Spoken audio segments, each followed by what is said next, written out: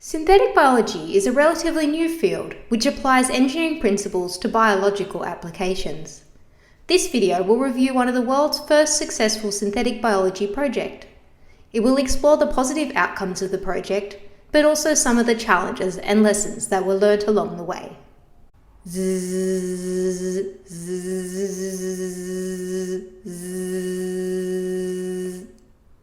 I bet you all recognize that sound, right?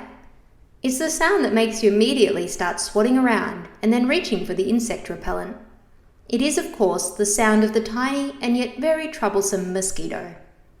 In countries like Australia, the mosquito is usually seen as an annoyance, but not particularly dangerous. However, in many parts of the world, a simple mosquito bite can lead to severe illness or even death. This is due to the many mosquito-borne diseases that exist, with malaria being one of the most common. According to the World Health Organization, there was an estimated 421 million malaria cases in 2020 across 85 different countries. Malaria is a huge problem worldwide, with significant health, social, and economic consequences. One of the frontline treatments for malaria is artemisinin, which is a compound derived from the plant Artemisia annua. This plant has been used for thousands of years by traditional Chinese medicine practitioners, but was rediscovered in 1972 by the Chinese professor Yu Tu, who later won the 2015 Nobel Prize for the breakthrough. Unfortunately, crops of artemisinin are subject to unpredictable weather and harvesting factors that lead to significant supply and price fluctuations. To address this issue, the semi-synthetic artemisinin project was started in 2004, with the aim of stabilizing the world's supply. The project aimed to engineer a microorganism to produce an artemisinin precursor, amorphodiene, which could then be chemically converted to artemisinin. In the Artemisia annua plant, sugars produced by photosynthesis are used to make acetyl-CoA, which then enters the mevalonate biosynthetic pathway. This pathway first produces farnesyl diphosphate and then amorphodiene, which in turn is converted to both artemisinic acid and dihydroartemisinic acid. The latter is transformed to artemisium by sunlight. When using microorganisms for synthetic biology applications, one of the first steps is to choose which species will host your constructed biological pathways. This is called the biological chassis. Initially, E. coli was chosen for this purpose because it is a very well understood microorganism. There were two potential biological pathways that could be used to create amorphodiene: the DXP pathway found in bacteria and plant chloroplasts, and the mevalonate pathway already discussed. The first thing tried by the researchers was to overexpress the rate-limiting enzymes of the DXP pathway in the E. coli to produce more amorphodiene. Unfortunately, this approach only produced small amounts of the desired product. Next, the team tried expressing the yeast mevalonate pathway along with a synthetic version of an enzyme ADS from Artemisia annua. This did result in more product, but not nearly enough to be commercially viable.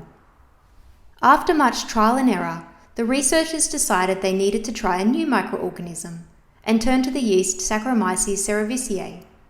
This was primarily because the oxidized derivative of amorphodiene, artemisinic acid, is preferred for easy chemical conversion to artemisium.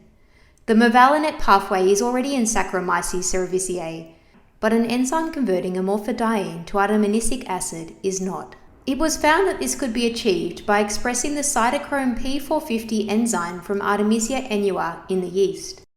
This approach had limited success, but trials of a variety of yeast strains did eventually lead to commercial amounts of artemisinic acid being produced.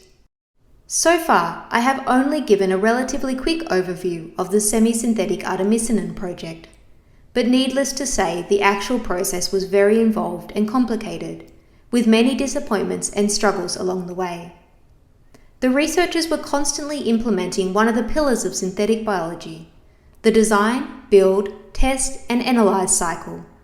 This process allows researchers to progressively home in on synthetic biological systems that perform the functions required, but it does take time and patience. Ultimately, the semi-synthetic artemisinin project was considered a scientific success as a commercially viable product was achieved and synthetic artemisinin has been shown to be functionally equivalent to the plant-derived version. However, the process took 9 years to complete and cost around $64 million, which was funded by the Bill and Melinda Gates Foundation.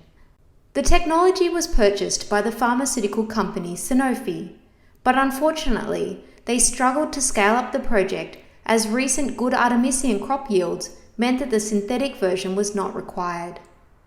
The use of semi-synthetic Artemisinin is slowly increasing, and the process is being refined over time to make it more commercially viable. However, synthetic Artemisinin has not achieved the commercial success or ability to stabilize the fluctuating market in the way expected at the outset of the project.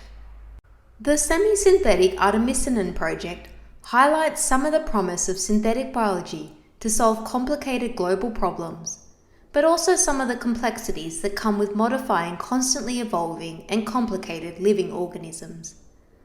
The project also emphasizes some of the non-scientific factors that can impact synthetic biology projects, especially the issue of scaling up the technology and making it commercially viable. I hope you have found this video helpful and learnt more about synthetic biology along the way.